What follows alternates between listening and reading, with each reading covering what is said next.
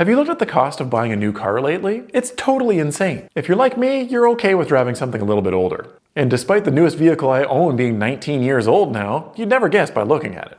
So in this video, I'm going to share the most valuable detailing tasks that will make any old car look newer. These will give you the best bang for your buck in terms of both the time and money investment that are required.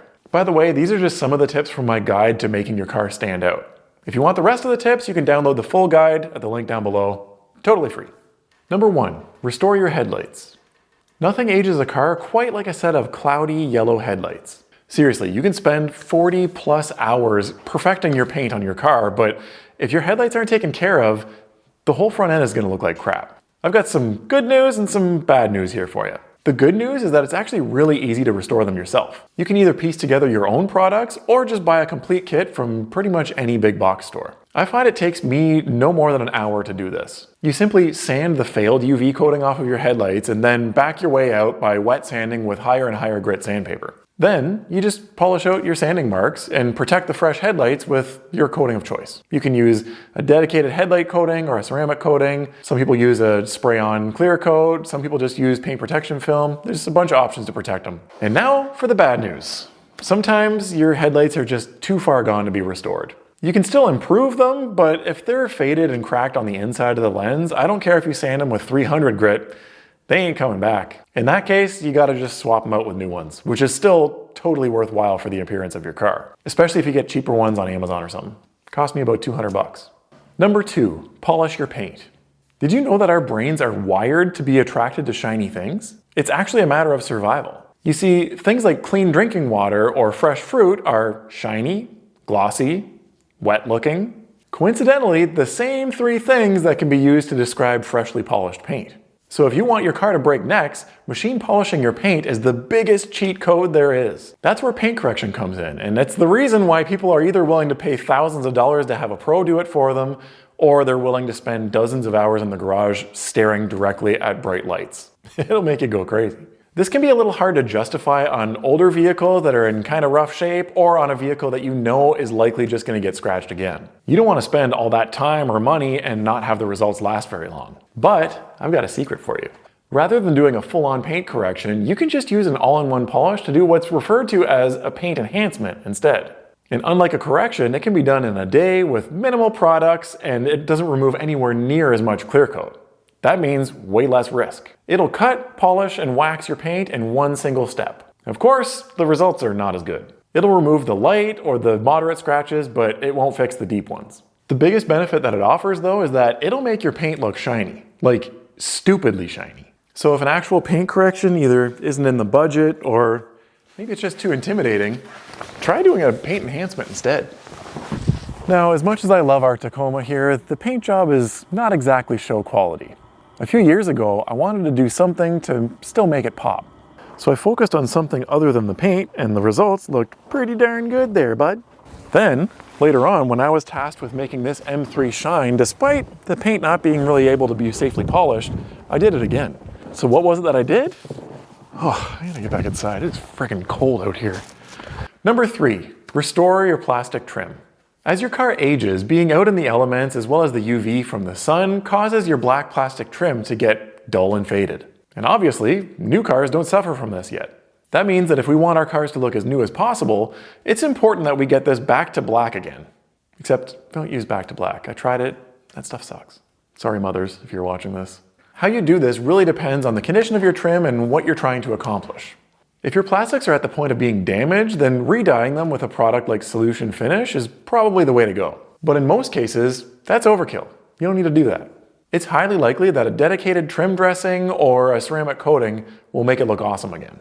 And there's a little test that you can do to see if these products will give you the result that you're looking for before you ever even spend the money to buy them. You simply wipe the trim with a damp microfiber towel and see if it looks good again while it's wet. Now, obviously this is super temporary and it's gonna go right back to looking the way that it did before as soon as it dries. But if it looks good when it's wet, it'll probably look the same with one of these trim products on it. I personally like to use Gtechniq C4 on black trim because it doesn't just restore the plastic, but it also protects it as a ceramic coating afterwards. In my experience, it's lasted a good handful of years on my 4Runner. If I don't have any on hand, my backup is lithium trim serum. The appearance is about the same, it just doesn't last as long as a ceramic coating will. The graphene trim cubes from Lithium definitely last longer, but the product itself has more of a shelf life. Both packages of the sponges that I've had dried out over time, so it's not really something that you can just keep on hand for whenever you might need it. In comparison, this old bottle of trim serum is like 4 or 5 years old and it still works great. Finally, you can hit your trim with a heat gun and there's a chance that it'll pull the oils back up to the surface and make it look new again.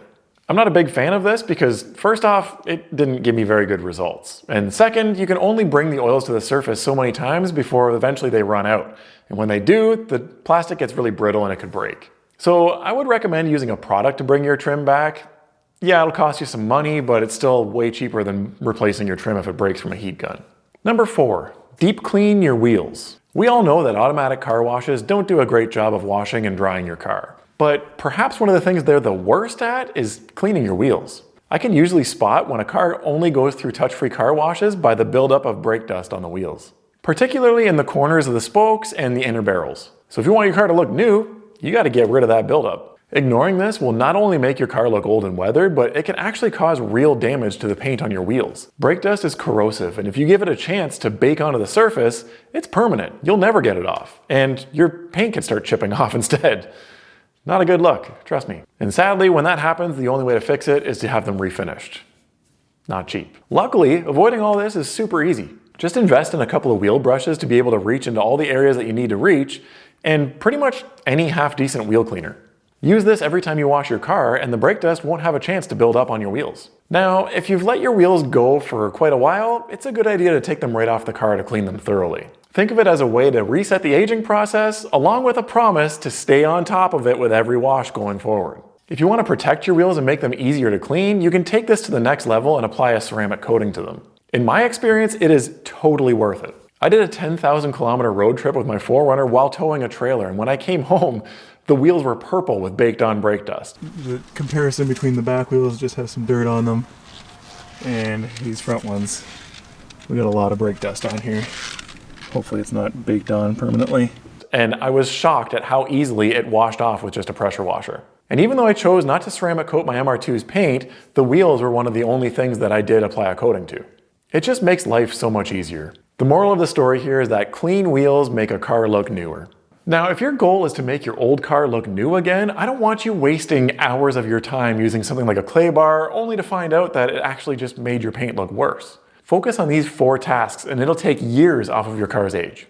Don't forget to grab the guide to making your car stand out. Just plug your email in and it'll get sent directly to your inbox. And if you want to see how drastic of a difference using an all-in-one polish can make to your paint, watch this video next. All right, I'm off to go eat some shiny fruit.